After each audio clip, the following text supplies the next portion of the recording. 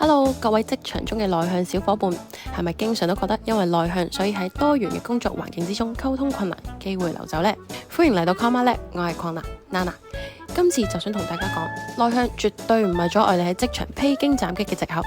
今次就會同大家分享6個精準嘅溝通法術，掌握咗佢哋呢，無論係咩工作嘅場景，都可以應對自如，大放異彩。第一個法術呢，就喺創意工作中嘅靈感激發術。喺廣告策劃團隊入面，正為一款新型環保智能家居產品設計宣傳方案作討論啦。內向嘅你呢，就提前深入研究咗目標消費者，亦即係年輕上班族嘅生活習慣同埋環保需求。喺創意討論會上面，大家各抒己見之後呢，你就開啟咗你嘅簡報啦。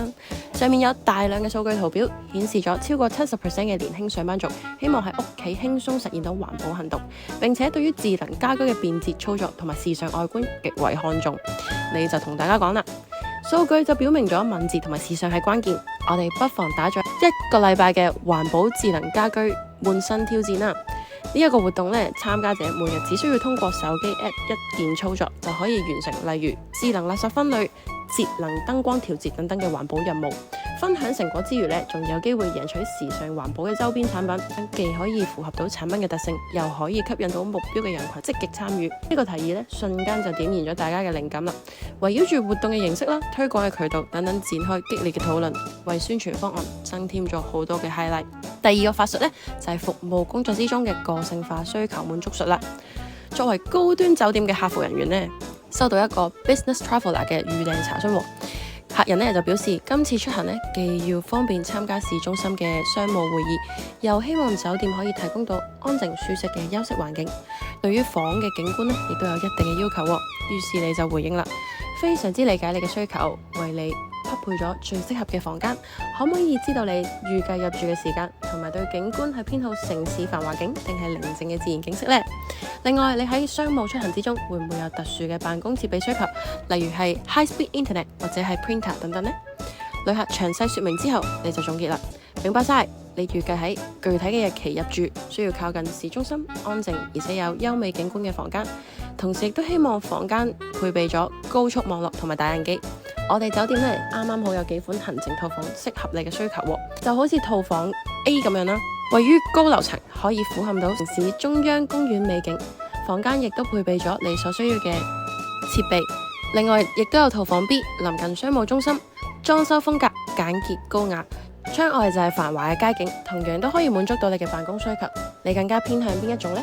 旅客呢，就對於呢一種貼心嘅服務十分滿意，就完成咗預訂啦。第3個法術呢，就喺團隊協作之中嘅高效協作術啦。喺軟件開發團隊入面啦，負責電商平台嘅用戶訂單管理咗模塊開發喎。喺項目進度嘅週會上面呢，你就提前整理好詳細嘅資料啦。輪到你匯報嘅時候，你就有條理清晰咁樣講。截至目前呢，訂單管理模塊已經完成咗90% 啦。核心嘅功能，例如係訂單生成、查詢、修改，都已經實現晒，而且已經通過咗內部測試，準確率高達99%。不過喺用到支付系統對接嘅時候呢，就出咗一啲問題。支付成功之後呢，訂單嘅狀態更新呢，仲有啲延遲。我就嘗試咗優化代碼嘅邏輯，調整數據嘅傳輸頻率，但效果暫時唔係咁理想。目前呢，已經整理咗詳細嘅錯誤 dialog 啦，希望團隊嘅後援開發高手可以幫忙睇一睇。按照計劃，如果問題解決到呢，我會喺星期3之前完成全部嘅功能開發，並進行全面測試，確保呢個 module 可以穩定咁樣進行，同其他 module 順利咁樣結合到。呢一番彙報令到團隊成員清楚了解你嘅工作進展同埋困難，為咗後續協同解決問題、推進項目嘅進度提供有效信息。而第4個法術呢，就係銷售工作之中嘅需求挖掘術啦。身為辦公家具嘅推銷員，接待緊一位準備裝修新辦公室嘅企業採購負責人。開場嘅時候，你冇直接推銷到產品，而係微笑咁樣詢問。我了解到而家呢，好多企業喺辦公室裝修嘅時候，唔單止關注家品嘅實用性，對於員工嘅工作體驗同埋空間利用效率都越發重視。你喺呢方面有冇咩特別嘅諗法或者需求啊？例如係你嘅團隊日常工作模式係集中辦公定係小組協作比較多呢？對於辦公嘅區域私隱性又有冇要求呢？咁負責人呢就提到團隊係以小組項目形式去工作啦，所以希望辦公室既便於交流又有一定嘅私隱。於是你就立即回應啦，根據你嘅需求呢，我哋嘅模塊化辦公家具系列非常之適合。好似呢款可以靈活拼接嘅辦公室，可以根據小組人數自由組合，桌面亦都配備咗可以調節嘅隔音屏風，喺保證交流順暢嘅同時呢，都提供到相對獨立嘅工作空間。而且我哋之前亦都為過某一個知名嘅企業提供到類似嘅方案，佢哋反饋員工效率高咗30%，而員工嘅滿意度亦都大幅提升。你睇下會唔會有興趣進一步了解？通過挖掘需求、針對性嘅推薦同埋案例引證，成功咁樣引起咗負責人對於產品嘅興趣。而第5個法術呢，就係會議溝通中嘅重點突出術啦。喺部門月度嘅匯報會上面呢，作為市場推廣專員嘅你就準備充分啦。你起身話喎，上個月我主要完成咗2項重點工作，一就係 social media 嘅推廣活動。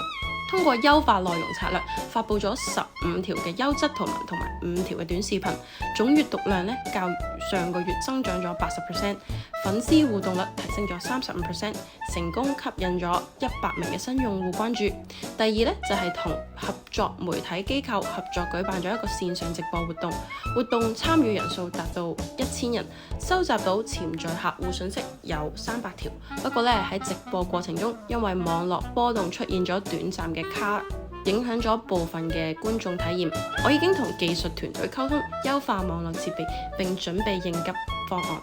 今個月呢，我就計劃推出用戶體驗提升月呢個活動，目標係將用戶留存率提高15%。具體嘅措施呢，就包括開展用戶調研，根據反饋優化內容，以及推出專屬會員福利。另外咧，喺其他部門嘅合作過程中，如果發現到傳遞信息嘅時候唔夠及時咧，建議都會建立統一項目管理平台，以提升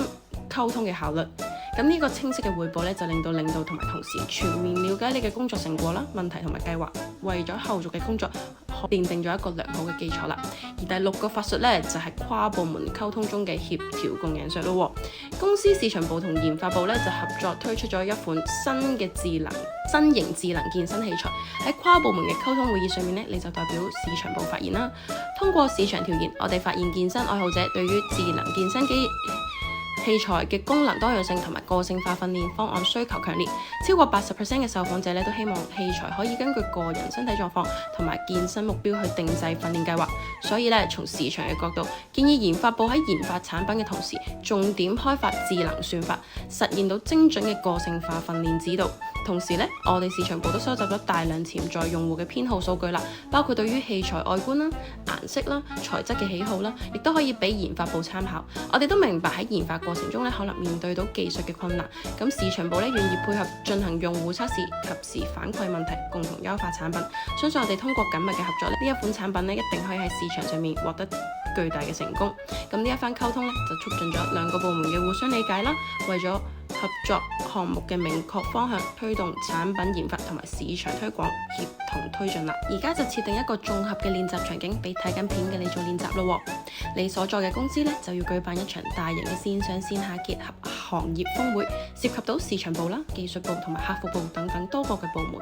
市場部咧就負責宣傳推廣，吸引行業內嘅專業人士參加；策劃部就負責活動流程設計，確保議程豐富精彩；而技術部咧就負責線上直播平台搭建同埋現場技術支持，保障活動順利進行。客服部咧就負責解答參與人員嘅各類諮詢同埋問題。你作為活動統籌嘅小組成員，需要同各個部門去協作溝通喎。請你運用到今次學到嘅溝通法術，思考如何同唔同嘅部門進行溝通，以確保活動順利進行啦。